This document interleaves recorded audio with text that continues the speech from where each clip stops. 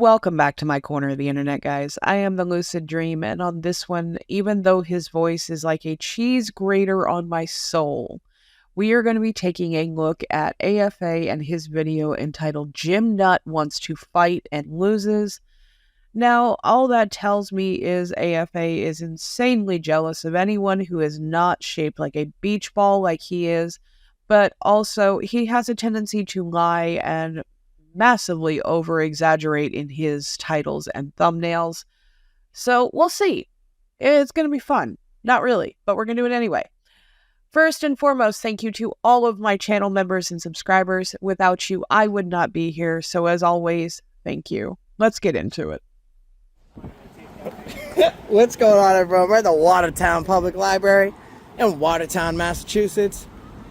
We're going to see what goes on here today. Always fucking annoying.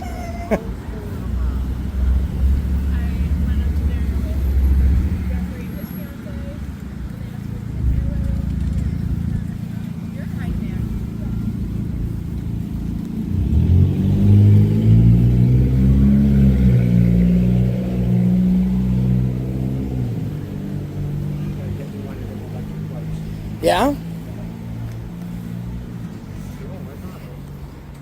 Better than my 1.5 I got. Are we going into the library? Oh, we are. All right. Thank you, sir. Absolutely. I'm just happy to help. I'll return it. Oh, ladies first. I'll go. Thanks. Enjoy the stuff, man. Oh. Who's the wrinkled sack that's with him? I don't recognize him. Let me know in the comments.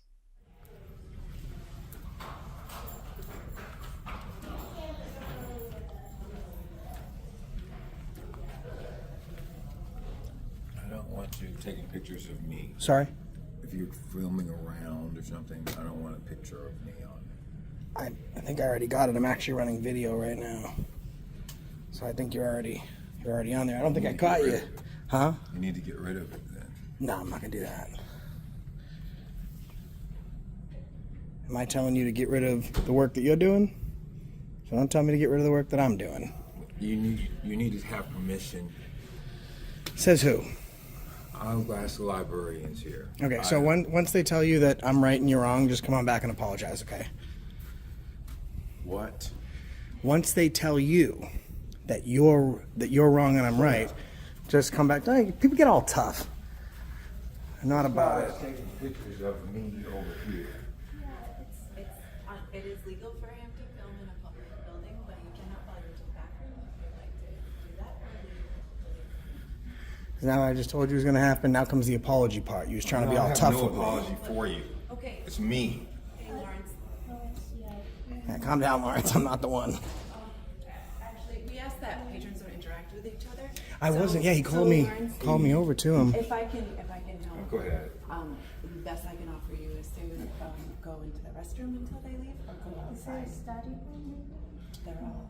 Yes, so and they're still public. that is And not good. That is what the law is right now. Okay. I'm sorry about that. Yeah, I don't understand. I wasn't even speaking to him. I was taking pictures of the fire exhibit, and he called me over to him to tell me to not put him on camera.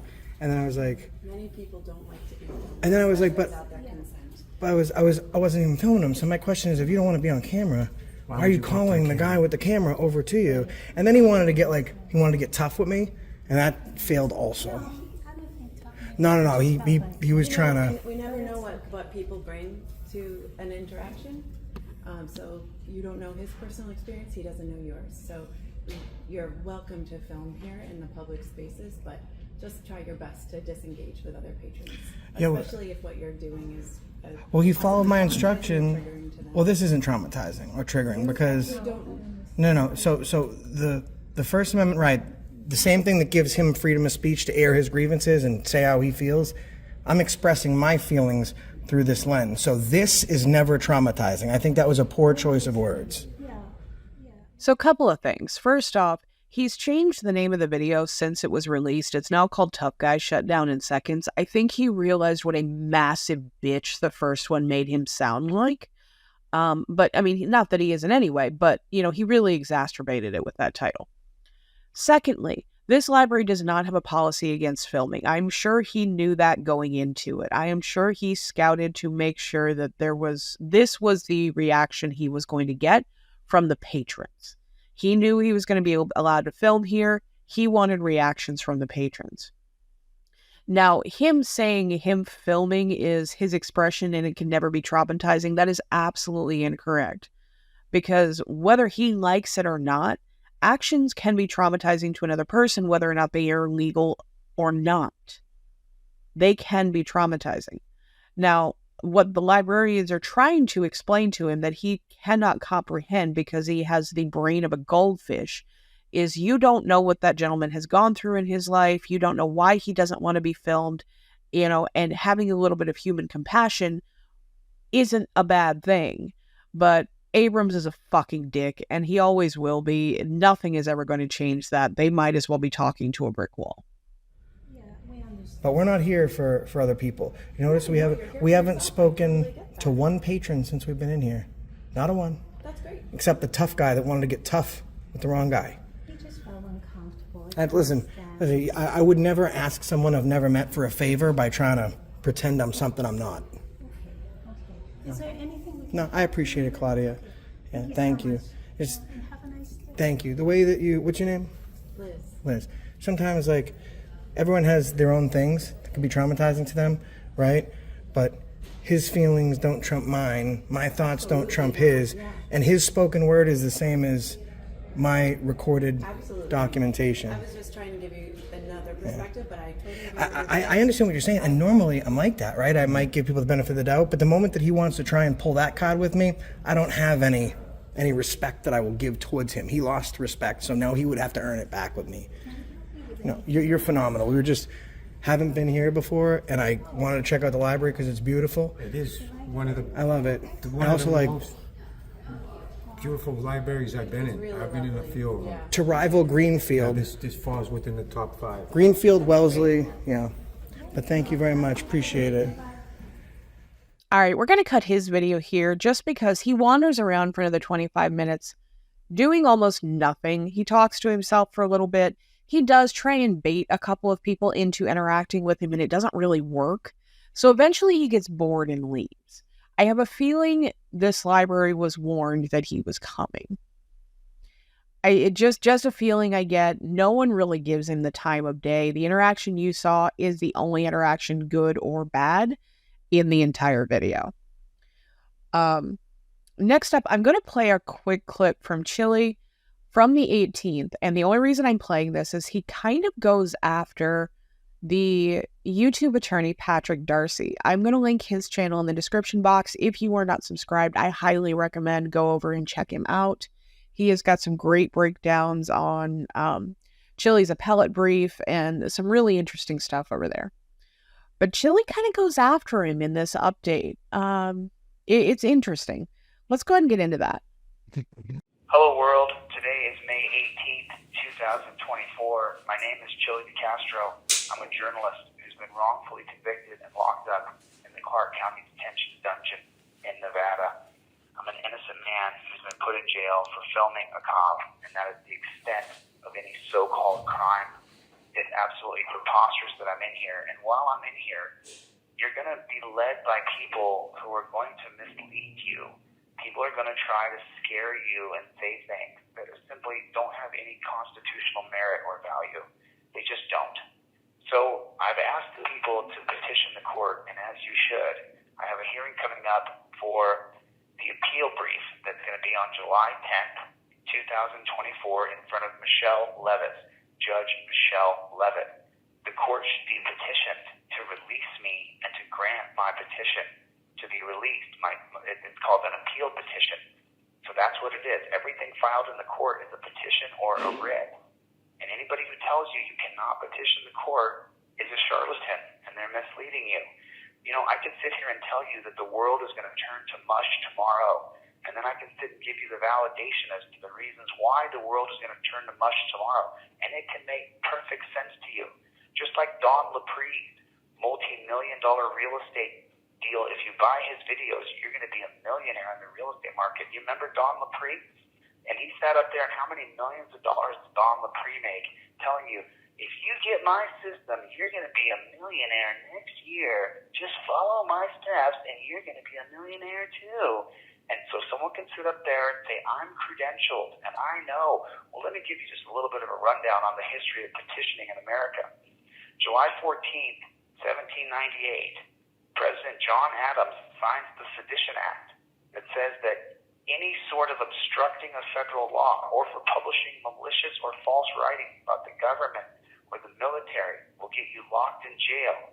The Sedition Act does not last. It's going to fall because it's illegal. The First Amendment gives you the right to petition, and I'm calling for you to petition the court to release me because it's perfectly legal to petition the court. July 29th, 1835, an entire boatload of abolitionist material goes from New York down to South Carolina. In Charleston, what do? They burn it. They burn all the abolitionist material. That's on July 29th, 1835. Well, then on December 2nd, 1835, Andrew Jackson, in his annual address to Congress, calls for banning the petition of slavery literature. And then this is the big push right now to get slavery abolished in our country was in the early 19th century. So then on February 4th, 1836, the racist Senator John Calhoun says that it's not the right of the federal government to ban mailing petitions. It's up to state law. That state law can ban the mailing of petitions. This is the history of petitioning, and it's just not true. Then on March 9th, 1836, after two anti-slavery petitions are submitted to the Senate, John Calhoun from South Carolina, he proposes banning petitions about anti-slavery from the Senate from now and forever.